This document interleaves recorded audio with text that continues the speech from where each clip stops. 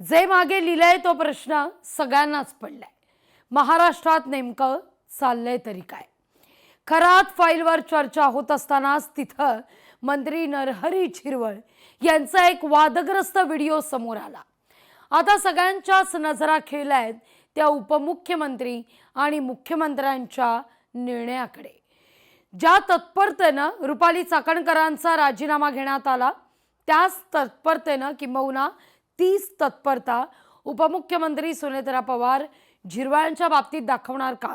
कारण 2 ते 3 महिन्यांपूर्वी झिरवळांच्या पीएचं प्रकरण समोर आलेलं होतं, मंत्रालयातलं लाच प्रकरण समोर आलेलं होतं आणि त्यानंतर विरोधकांनी झिरवळांच्या राजीनाम्याची मागणी सुद्धा केलेली होती।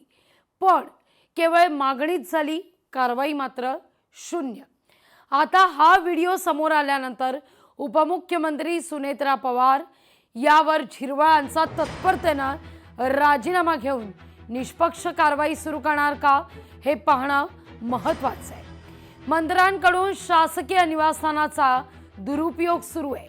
शासकीय बंगल्यावर मद्यपान आणि अनैतिक व्यवहार केले जात आहेत। शासकीय निवासस्थानात सर्रास मद्यपान केलं जात आहे। नरहरी झिरवळांचा वादग्रस्त व्हिडिओ समोर आल्यानंतर महाराष्ट्रात नेमकं चाललंय तरी काय, हा मुद्दा आता उपस्थित होतोय।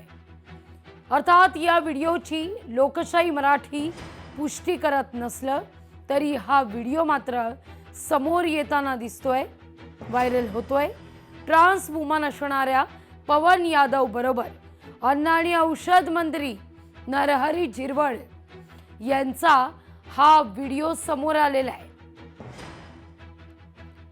पवन यादव याचा भाऊ रवी यादव यानंच हे प्रकरण समोर आणलेलं आहे। पवन यादव हा ट्रान्स वुमन असून खंडणी गोळा करण्याचा व्यवसाय करत असल्याचा त्याच्या भावाचाच आरोप आहे। दमदाटी, खंडणी या संदर्भात याआधीच पवन यादववर कुरार पोलीस ठाण्यात गुन्हा दाखल आहे। पवन यादव याच्याबरोबर अश्लील चाळे करणाऱ्या इतर मंत्र्यांची नावं देखील समोर येण्याची शक्यता या प्रकरणानंतर नाकारता येत नाहीये। या सगळ्याविषयी अधिक माहिती घेण्याकरता थेट जाते आपल्या प्रतिनिधी भाग्यश्री प्रधान आचार्य यांच्याकडे।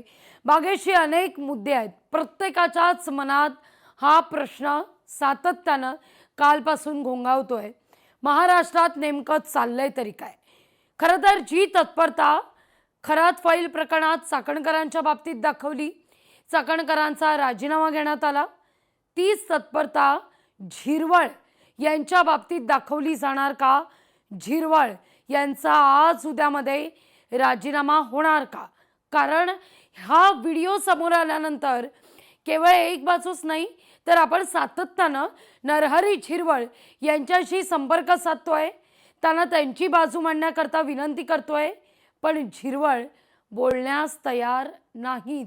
झिरवळ कुठे आहेत? या सगळ्या संदर्भात का बोलत नाहीयेत?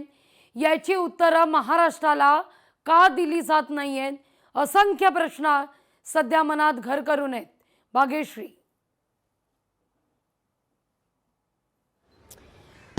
नक्कीच लाघवी, आपण जर बघितलं तर काल पवन यादव याचा जो भाऊ आहे रवी यादव यांनीच हे सगळे आरोप केलेत आणि यांनीच हा व्हिडिओ पुढे आणला।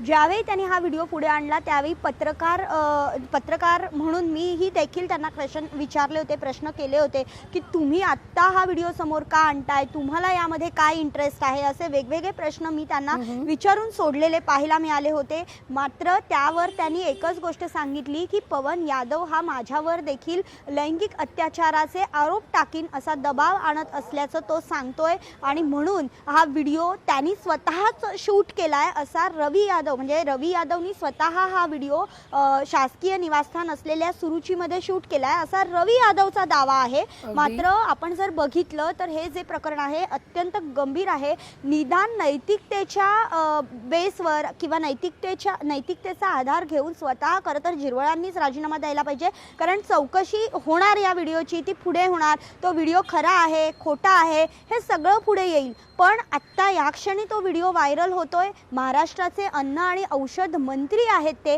त्यामुळे एक नैतिकतेची जबाबदारी स्वीकारून त्यांनी स्वतःहून खरं तर पुढे येऊन राजीनामा देणं अपेक्षित आहे. मात्र तर ते देणार नाहीयेत, तर सुनेत्रा पवारांकडनं देखील ती अपेक्षा आहे की निदान अजून जोपर्यंत कुठल्या गोष्टी स्पष्ट होत नाहीत, तो व्हिडिओ खरा आहे खोटा आहे, कोणी शूट केलाय, कशासाठी बाहेर आणलाय, या सगळ्या प्रश्नांची अंती उत्तरं येत नाहीत, तोपर्यंत झिरवळांनी राजीनामा देणं अपेक्षित असताना ते अद्यापही, कारण मागे आपण बघितलं लाघवी तुम्ही म्हणलं तसं की लाचेचं एक प्रकरण समोर आलं होतं, त्यात देखील झिरवळांचं नाव गुंतलं होतं. साधारण एक 35,000 रुपयाचीच खरं तर लाच होती, पण त्या लाचेच्या प्रकरणामध्ये झिरवळांचं पीएचच नाव असल्याने हे प्रकरण देखील त्यांच्या अंगलट आलेलं पाहायला मिळालं होतं. आणि आता उल्लेख झालाच आहे, तर हे टायमिंग खूप महत्वाचं आहे. ज्यावेळी ते प्रकरण समोर आलेलं होतं तेव्हा सुद्धा तो सगळा जो प्रकार होता तो अधिवेशनाचाच तो काळ होता, त्यावेळी हे सगळं प्रकरण समोर आलेलं होतं. आता सुद्धा जेव्हा प्रकरण समोर आलं, अधिवेशन संपलं आणि झिरवळांचं प्रकरण हे समोर आलं, या सगळ्या मुद्द्यावर तटकरेंना आपण वारंवार फोन करतोय, पण तटकरेंचा फोन स्विच ऑफ आहे. तटकरे या सगळ्याविषयी का बोलत नाहीये? झिरवळ कुठे आहेत? काय या सगळ्याचा थांगपत्ता लागतोय का?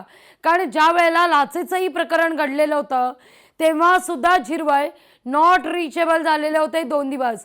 झिरवळ यांची हीच पद्धत आहे का? हे प्रकरण समोर आल्यावर नॉट रिचेबल व्हायचं, 2-3 दिवसांनी समोर यायचं. कुठे झिरवळ? का उत्तरं देत नाहीयेत? नक्कीच खरं तर झिरवळांनी या प्रश्नाची समोर येऊन जर उत्तरं दिली असती तर हे प्रकरण कुठेतरी त्यांच्या बाजूने निवळतंय का अशी एक शंका उपस्थित झाली असती. लोकशाही मराठी ऐका, पहा, जागरूक रहा.